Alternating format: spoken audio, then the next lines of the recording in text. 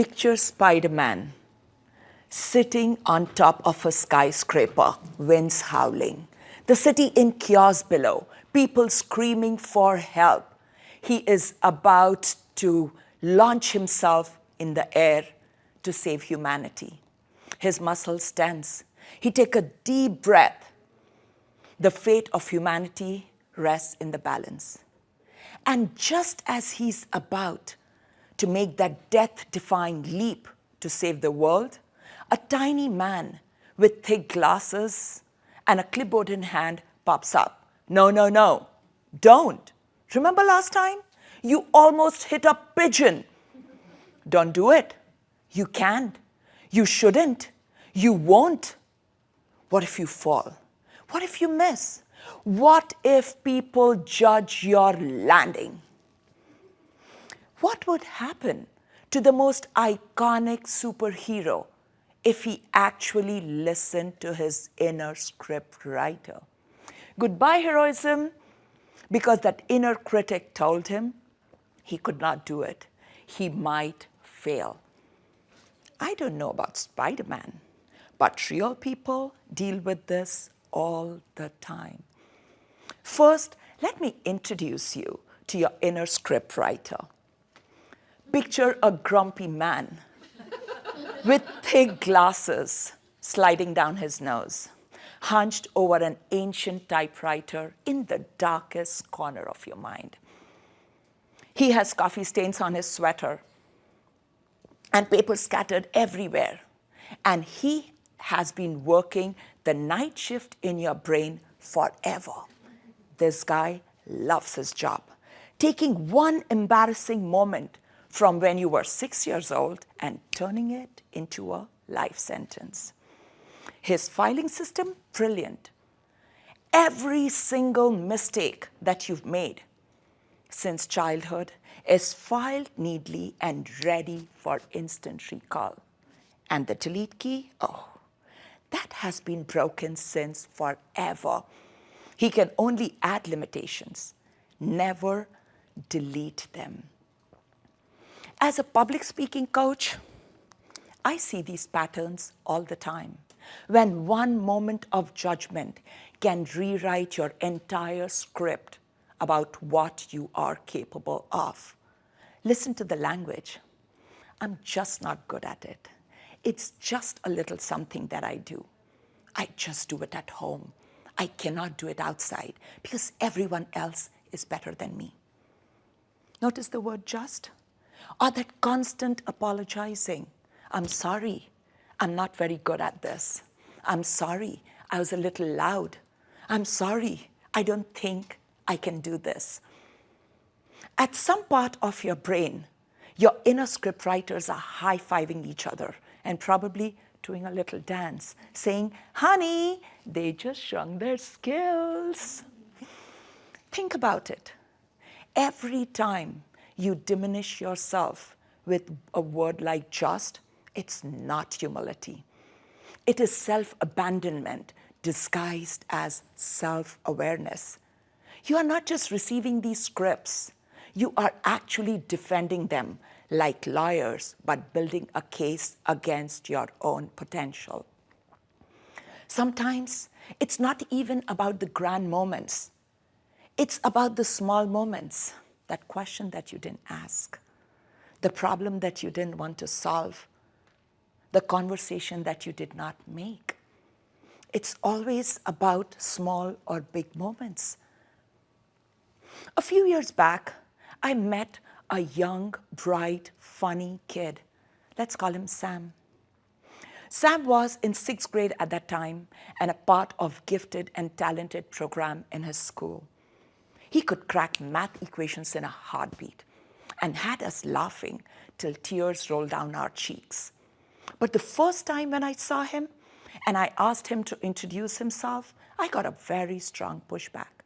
When I said, take your time, think about it, Sam disappeared.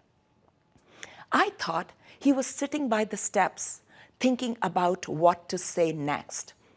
But when I saw him, he wasn't thinking. Sam was crying. Why do I have to do this? Why can I not just bring it back next time, he asked. What came out of that conversation was that he had huge fear of being judged. The fear was so big that he froze completely. He was fine in social settings, but the moment all eyes were on him, he just froze.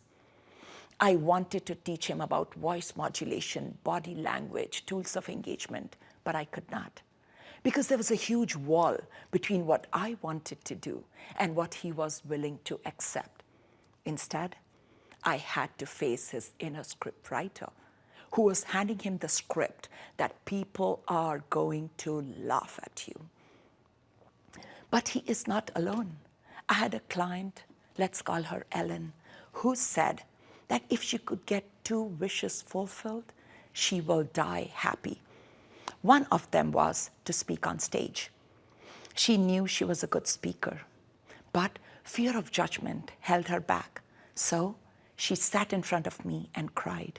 I mean, picture this. Someone knows that they have a skill, but are so afraid to showcase it. You've probably heard about the imposter syndrome, that feeling like you're a fake. But there is something way more cruel happening here. I call it the confidence-competence paradox. When you know that you have a skill, but you refuse to showcase it because of fear. Ellen knew she was a good speaker. Sam was bright and funny, but their scriptwriter had handed them a script that said that even if they knew something in private, it wasn't enough. These stories are everywhere. They echo in classrooms, they whisper in boardrooms, and resonate in quiet moments of self-reflection. They are the ones that keep potentials logged, voices unheard, dreams unfulfilled. I lived with these scripts. That's me. I was born with a hoarse voice, a low, raspy baritone. When other kids sounded like wind chimes, I sounded like I was gargling gravel since childhood.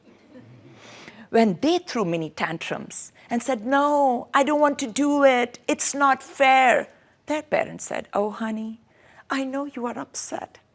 When I said, "No, I don't want to do it, it's not fair," my mom said,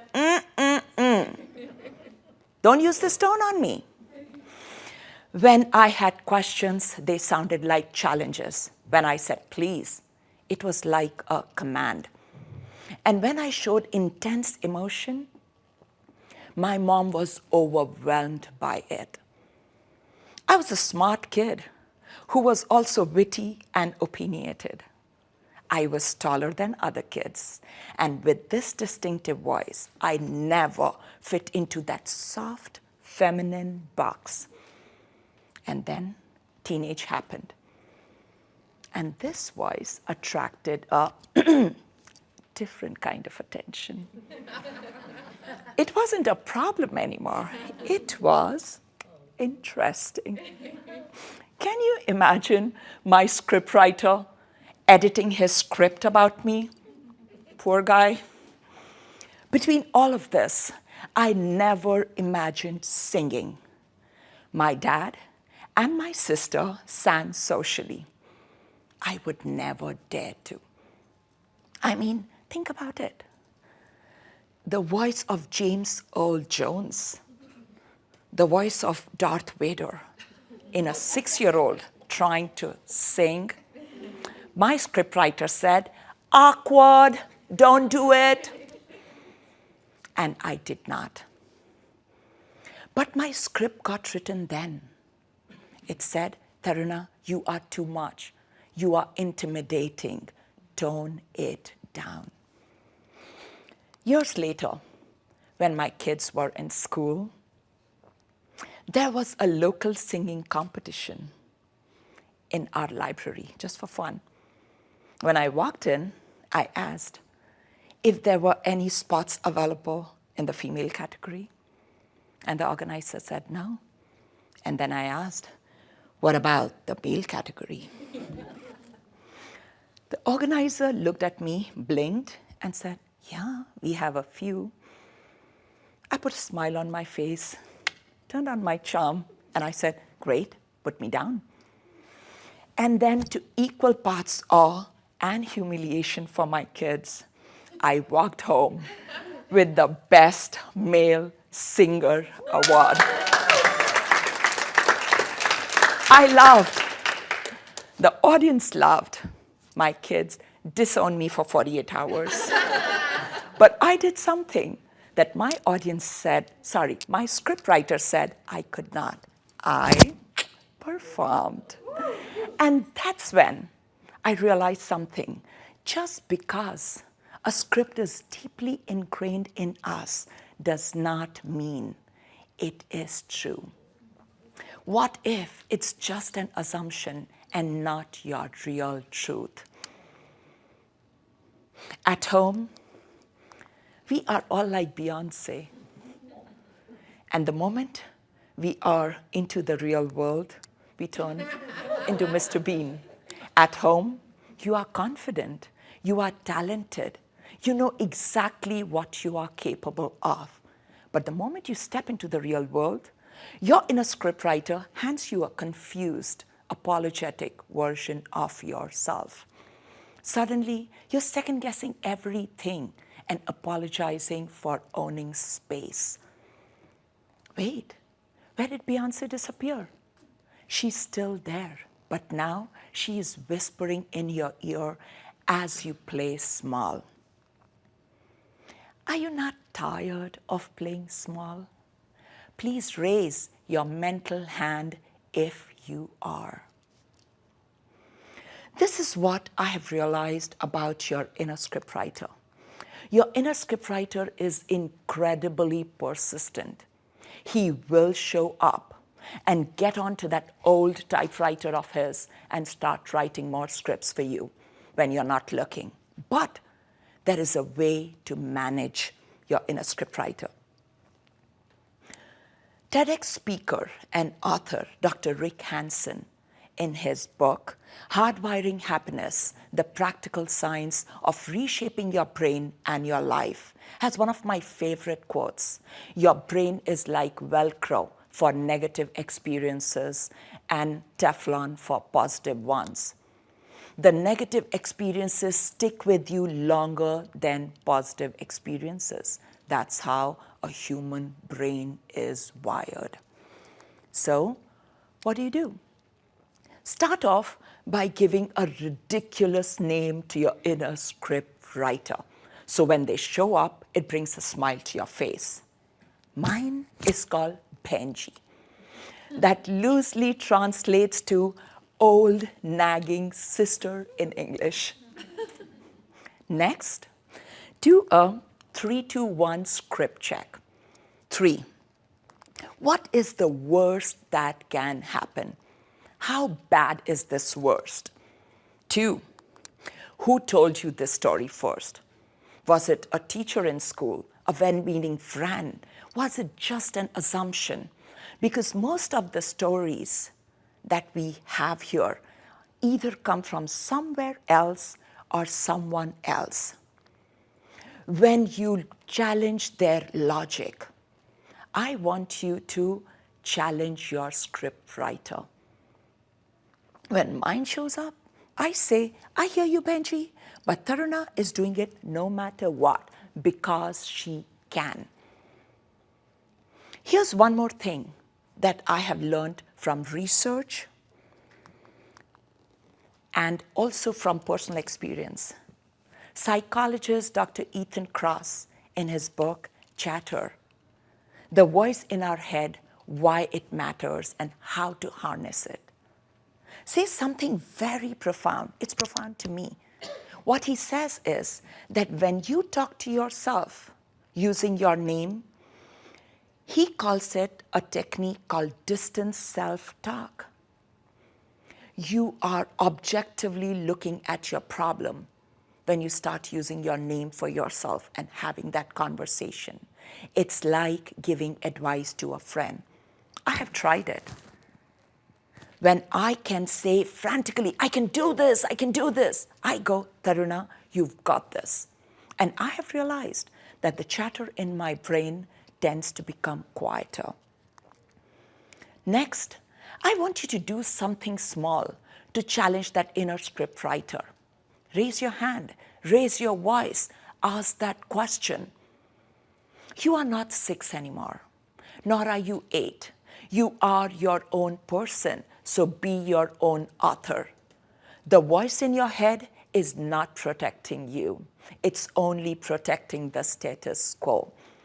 And the moment you stop living your limitations, you open yourself up to possibilities. Remember Spider-Man? He actually fired his inner scriptwriter and hired a new one who said, you can, you must, you will. And Spider-Man believed him, and he launched himself into the air and went on to save the world.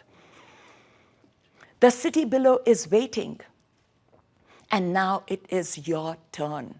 It is your moment. It's time to write your narrative.